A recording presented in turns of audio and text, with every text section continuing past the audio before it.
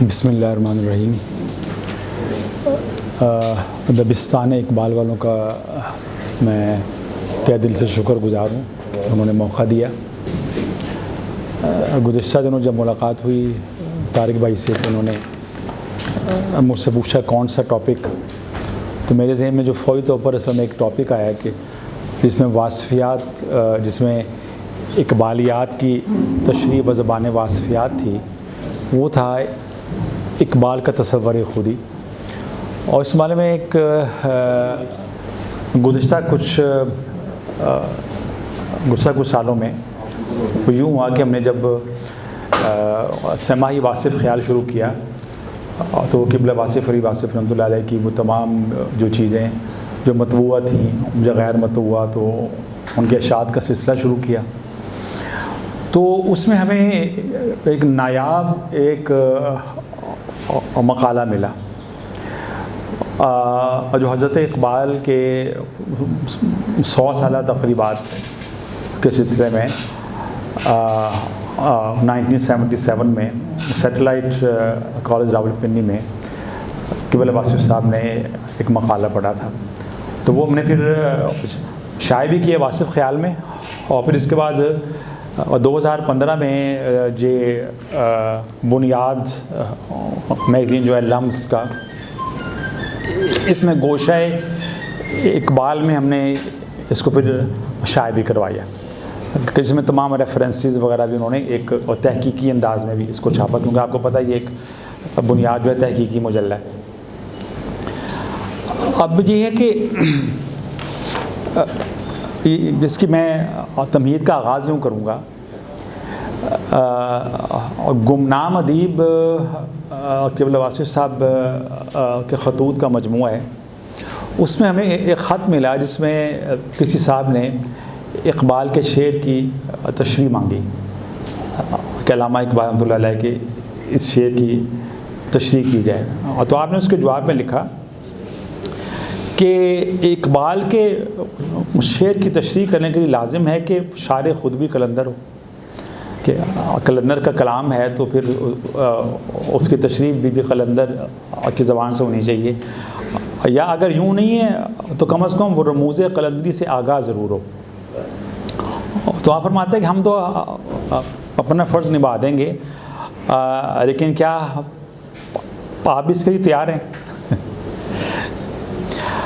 یہ جو محاورے ہوتے ہیں یہ اصل میں صدیوں پرانی دانائی ہوتی ہے، بڑے پرانے محاورے ہیں کہ قلندر را قلندر می شناست، ولی را ولی می شناست۔ قلندر کیا ہے؟ قلندر کو یوں سمجھ لیں کہ جس کا قال اندر ہو، جس کا حال باہر ہو۔ دیکھیں ہم لوگ جو ہیں، زیادہ تر لوگ جو ہیں، ہم جس میں اپنے آپ کو شامل کر کے کہہ رہا ہوں کہ ہمارا قائل باہر ہوتا ہے، حال اندر ہوتا ہے، جبکہ قلندر جو ہے وہ شدت احوال کی وجہ سے وہ قال سے باہر آ جاتا ہے، یعنی وہ قال سے بہت زیادہ شدت کے ساتھ جو ہے اس کے باطن کا حال ہوتا ہے۔ تو یہ قلندر جو ہے وہ ایک راہ سلوک کے جو مروجہ قسم کے قوانین ہیں یا جو مقامات و منازل ہیں وہاں نہیں ٹھہرتا، یہ وہاں قید نہیں ہے، یہ ایک ڈائریکٹ ایک تعلق ہے در علم کے ساتھ۔ اس کی مثال میں یوں دیا کرتا ہوں کہ جیسے آپ دیکھیں ہمارے جو ٹیلی فون سیٹ ہوتے ہیں، موبائل سیٹ، تو یہ کسی نہ کسی قریبی سرور کے ساتھ منسلک ہوتے ہیں، پھر وہ سرور جو ہوتا ہے وہ اپنے سے بڑے سرور کے ساتھ، اور پھر وہ مین سرور کے ساتھ ہوتا ہے۔ تو قلندر کی مثال ایسے ہے کہ گویا اس کے بعد میں سیٹلائٹ فوڈ ہیں، یعنی کہ وہ درمیان کے تمام سرور جو ہیں وہ اس کو بائی پاس کر کے براہ راست وہ سرور دو عالم کے ساتھ منسلک ہے۔ تو یہ جو ہے قلندر کے حوالے سے بابا جی کا جو ایک شعر بڑا معروف، وہ میں آپ کہ قلندر جو ہے وہ کیسے منزلوں سے آزاد ہوتا ہے اور کیسے مقامات کہ قید و بند سے آزاد ہوتا ہے. شب چراغ میں آپ لکھتے ہیں ہم منظر بے نام کے راہی ہیں ازل سے، تو تذکرہ حسن مقامات میں گم ہے. اور اس پر ایک آپ نے تضمین بھی لگائی ہے گردش دوراں کا انا گیر قلندر، گم کردہ روایات مگر ذات میں گم ہے. صفات کے مقابل تو صفات موجود ہوتی ہیں اور صفت کے مقابلے میں صفت آ سکتی ہے، لیکن جہاں ذات اور جلوہ ذات متمکن ہو وہاں کون ٹھہرے؟ اقبال کے سامنے کون ٹھہر سکا؟ کوئی درویش خدا مست قلندر واصف، آ گیا تیرے مقابل تو وہی مات سمجھ. تصور خودی کے حوالے سے ہم نے جو گفتگو سنی بابا جی سے محفل میں زمانہ طالب علمی سے، تو جو مجھے یاد پڑتا ہے وہ پہلے میں آپ کو سناتا ہوں، پھر آپ کا جو ایک مقالہ جو نایاب مقالہ ہے میں اس میں سے آپ کو کچھ اقتباسات سناؤں گا اور پھر ہم گفتگو کریں گے. اس میں یوں سمجھایا کرتے تھے آپ، تصور خودی کو یوں سمجھایا کرتے تھے کہ آپ یوں سمجھو کہ تصور خودی جو ہے وہ کسی شے کا وہ جوہر ہوتا ہے. یہ خودی جو ہے وہ کسی شے کا وہ جوہر ہے کہ اگر وہ جوہر اس میں نہ رہے تو وہ شے نہیں رہے گی. جیسے مثال سمجھایا کرتے تھے کہ اگر شاہین سے بلند پروازی چھین لیں آپ، شاہین اگر اپنا یہ جوہر اس کا جو ہے بلند پروازی، اگر اس کو وہ ترک کر دے تو وہ پھر شاہین نہیں رہے گا. ایسا آپ فرماتے تھے کہ خودی جو ہے قوموں کی بھی ہے، فرد کی بھی ہے. تو قوموں کی خودی بھی اسی طرح ہی ہے کہ جو بھی قوم ہے اس کا ایک جوہر ہے، اور وہ جوہر جو ہے وہ اگر اس سے منہا کر لیا جائے تو اس قوم کے قیام کا کوئی جواز نہیں رہے گا. اس میں دوسرا نقطہ جو ہے کہ جو خودی جو ہے وہ یوں سمجھایا کرتے کہ خودی جو ہے جوہر ذاتی ہے جس کی وجہ سے اس شے کو ایک قیام میسر ہے. یہ تصوف کی پرانی جو ہماری روایات ہیں اس میں کل کو کلزم کہا گیا ہے اور جز کو قطرہ کہا گیا ہے. جی قطرہ جو ہے فراق سے قبل جو ہے وصل کی حالت میں تھا. قطرہ جو ہے وہ فراق کے سفر پر روانہ ہونے سے پہلے بھی حالت وصل میں تھا، لیکن اس کو شعور نہیں تھا وصل کا، کہ وصل کے شعور سے گزرنے کے لیے فراق کے تجربے سے گزرنا ہوتا ہے. تو یہ جو اصل میں کن کی جو غایت ہے، غایت کن جو ہے وہ صرف آپ کو تصوف میں ملتی ہے. فلسفہ اور سائنس آپ کو یہ نہیں بتاتا کہ اس کائنات کی تخلیق کا مقصد کیا ہے، یعنی کہ آپ کو جو ہے کیا اور کیسے تو بتا دیتا ہے سائنس اور فلسفہ، لیکن کیوں یا غایت کیا ہے اس کے لیے صوفیاء کے ہاں جو ہے حدیث قدسی جو ہے بڑی کثرت سے پڑھی جاتی ہے. کنت کنز مخفی فحببت من عرف فخلقت الخلق، کہ میں ایک چھپا ہوا خزانہ تھا اور گنج مخفی تھا، میں نے چاہا کہ پہچانا جاؤں، اس کو میں نے خلق کیا، اس کو میں نے تخلیق کی ابتدا کی. تو تخلیق اول جو ہے جو برزخ کبریٰ جو ہے تخلیق اول، اسے تصوف میں کہتے ہیں حقیقت محمدیہ صلی اللہ علیہ وسلم، جس کی تنزیل کے بعد جو ہے یہ سارے واقعات ہیں. اصل میں بات یہ ہے جو سمجھنے والے جو اس میں ایک نقطہ ہے وہ یہ ہے کہ اصل میں درمیان میں سے کوئی بات شروع نہیں ہوتی. اب بات جتنی قدیم ہوگی اتنی زیادہ مستند ہوگی. یعنی کہ اگر آپ نے تحقیق کرنی ہے تو تحقیق سے میں نئی بات کی نہیں ہوتی. تحقیق کے لیے آپ جتنا کن کے قریب چلتے چلے جائیں گے اتنا ہی دربا ہوتے جائیں گے. تو اس میں جو ہے یہ یہاں سے فرق آ جاتا ہے. یعنی کہ اقبالیات کے حوالے سے وہ قطرے اور کلزم کی جو تشبیہ ہے اور جو کلزم کا جو ہے واصل کلزم ہونا جو ہے اور قطرے کا واصل کلزم ہونے کا جو ایک تمثیل ہے، اقبال اس میں ایک تشریح کرتے ہیں. اب وہ کہتے ہیں کہ قطرہ جو ہے وہ کلزم میں گم نہ ہو جائے. دیکھیں وہ قطرے کو پہچان کے لیے جو ہے سفر فراق پر روانہ ہونا تھا. جب اس نے پہچان کر لی اپنی، پھر اس سامنے دو راستے تھے. یا تو وہ اپنے آپ کو گم کر دیتا کلزم دے، تو یا پھر وہ قطرہ نیسان کی طرح وہ سینہ صدف کے سپرد ہو جاتا ہے اور وہاں ایک گوہر تابدار بنتا. تو اقبال رحمۃ اللہ علیہ جو ہیں یہ اصل میں وہ گوہر تابدار بنانا چاہتے ہیں. جوہر خودی جب آپ نے پہچان لی اور تو پھر وہ کہتے ہیں کہ یہ پھر اس کو فنا میں نہ لے کر جائیں، بلکہ فنا سے گزرتے ہوئے بقا کی طرف لے کر جائیں. تو یہ اصل میں راستے دو ہی ہیں، لیکن یہ سارے کا سارا جو پہچان کے بعد کا سفر ہے. پہچان لینے کے بعد جو ہے اب پھر سالک نے فیصلہ کرنا کہ میں نے کرنا کیا ہے. پہچان سے پہلے تو صرف فلسفیانہ منہ شکافی ہیں نا کہ کوئی مطلب کہ کسی رائے کا حامل ہو جائے گا، کوئی کسی رائے کو ایڈوکیٹ کرے گا. پہچان لینے کے بعد ہے، اس میں مزاج ہے کہ کچھ لوگ کہتے ہیں کہ بس ٹھیک ہے ہم نے پہچان لیا اپنے آپ کو تو بس ٹھیک ہے، کچھ نہ تھا تو خدا تھا. کیا شعر غالب کا، نہ تھا کچھ تو خدا تھا، کچھ نہ ہوتا تو خدا ہوتا. ڈبویا مجھ کو ہونے نے، نہ ہوتا میں تو کیا ہوتا. تو کچھ لوگ جو ہیں وہ تو اصل میں پہچان کے بعد جو ہے وہ خود کو گم کر دیتے ہیں. اور کچھ کہتے ہیں میلہ لگنا چاہیے، کچھ لوگ کہتے ہیں جھنڈا گڑنا چاہیے، کچھ لوگ کہتے ہیں کہ ہمارا جو فکر ہے ہم نے اس میں جو ہے اپنی ایک جداگانہ شخصیت ہستی جو برقرار رکھنی ہے.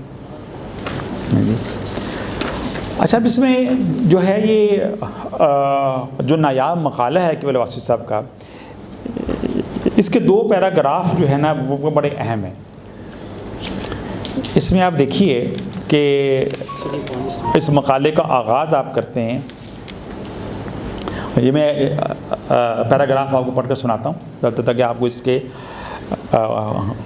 اس مقالے کی سچ دھج کا پتہ چل جائے. جی آپ لکھتے ہیں، پیر رومی کی قیادت میں عشق مصطفیٰ کی عظیم دولت سے مالا مال ہو کر اقبال جب عرفان ذات کے سفر پر روانہ ہوا تو اس پر وسیع و جمیل کائنات کے راز کچھ اس طرح منکشف ہونا شروع ہے جیسے عجائبات کا دبستان کھل گیا. اس کا ذوق جمال اسے سرور و وجدان کی منزلیں طے کراتا ہوا بارگاہ حسن مطلق تک لے آیا. کائنات اسے مرقع جمال نظر آئی. اس نے دیکھا، غور سے دیکھا، دیکھ کر محسوس کیا کہ موتی، قطرہ، شبنم، آنسو، ستارے سب ایک ہی جلوے کے روپ ہیں. اسے قطرہ، دریا، بادل، جھیلیں، سمندر یہ سب یک وحدت نظر آئے. اسے ذرے میں صحرا اور قطرے میں دریا نظر آیا. اس نے فرد اور معاشرے کی وحدت دیکھی، بھیڑ میں تنہائی دیکھی اور تنہائی میں ہجوم نظر آیا. جس کے بعد کہ جملے قابل غور ہیں فرماتے ہیں کہ اس منزل دیدار حسن تک پہنچ کر انسان یہ بیان نہیں کر سکتا کہ یہ کیا مقام ہے.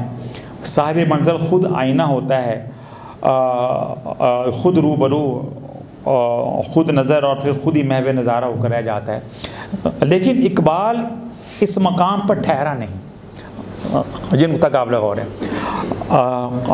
لیکن اقبال اس مقام پر ٹھہرا نہیں. اس نے جلوہ حسن کائنات سے معنی کائنات کی طرف قدم بڑھایا. اسے حسن فطرت نے ایک عظیم پیام عطا کیا. اسی تلاش و تجسس کے دوران اقبال کو اپنے فکر کی عمیق گہرائیوں میں ایک روشن نقطہ دکھائی دیا. اس نقطے نے نقطہ کھول دیا، پختہ کشائی کی. اقبال کو اشیاء و اعمال کی پہچان عطا کی. یہ نقطہ اسے حقیقت آشنا کر گیا. اسے کائنات میں علامتیں نظر آئیں، شاہی کا مفہوم نظر آیا، کرگس کے معنی سمجھ آئے، صحبت زاغ کی خرابی سمجھ آئی. اس روشن نقطے نے اسے اشیاء کے باطن سے متعارف کرایا. اس نے گردش شام و سحر کا مقصد اس نقطے کی روشنی میں دریافت کیا. یہ نقطہ پھیلتا تو کائنات بن جاتا اور سمرتا تو آنکھ کا دل، بلکہ اقبال کا دل بن جاتا. اس روشن نقطے کو اقبال نے خود ہی کہا. نقطہ نوری کے نام او خودی است، زیر خاک ماں شرار زندگی است. چونکہ یہ روشن نقطہ ہر چیز بھی ہے لیکن ہر شے سے الگ ہے، اس لیے اس کی تعریف مشکل ہے. اس لیے اس کی تعریف مشکل ہے. خود ہی جوہر ذاتی ہے، یا اگر نہ ہو تو کسی ذات کے ہونے یا نہ ہونے کا فرق مٹ جاتا ہے. خود ہی ہر وجود میں موجود ہے، لیکن اس کا اپنا علیحدہ وجود نہیں. زندگی کی طرح، اور جو ہر ذی جان میں ہے لیکن خود میں نہیں. اقبال نے خود ہی کو اتنی وسعت عطا کر دی کہ اس نے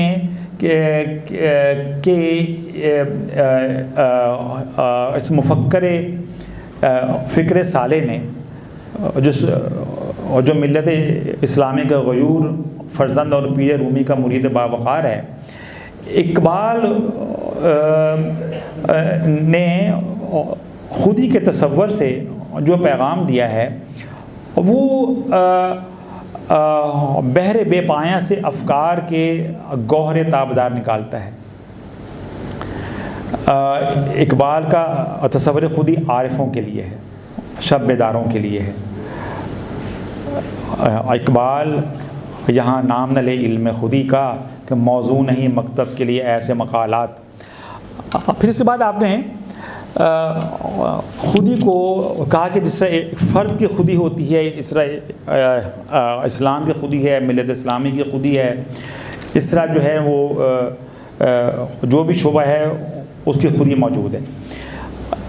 اس کے بعد آپ نے ایک چیپٹر کھولا اس حوالے سے کہ یہ خودی جو ہے نا اصل میں یہ پہچان نفس ہے.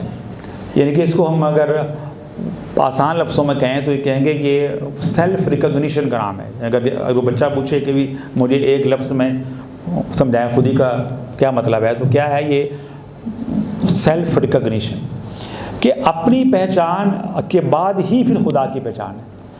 کہ وہ اصل میں یہ سارا ورثہ وہی ہے پرانے والا،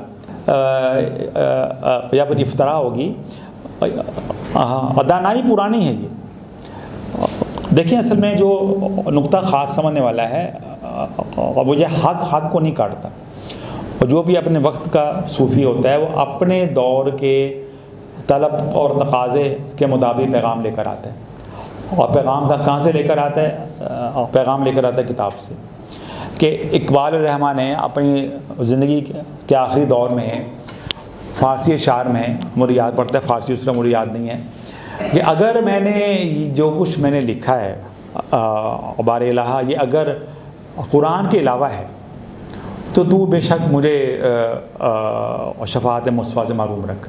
یہ اتنا بڑا چیلنج اقبال نے کیا. تو جو بھی وقت کا صوفی ہے وہ اپنے دور کے طلب و تقاضے کے مطابق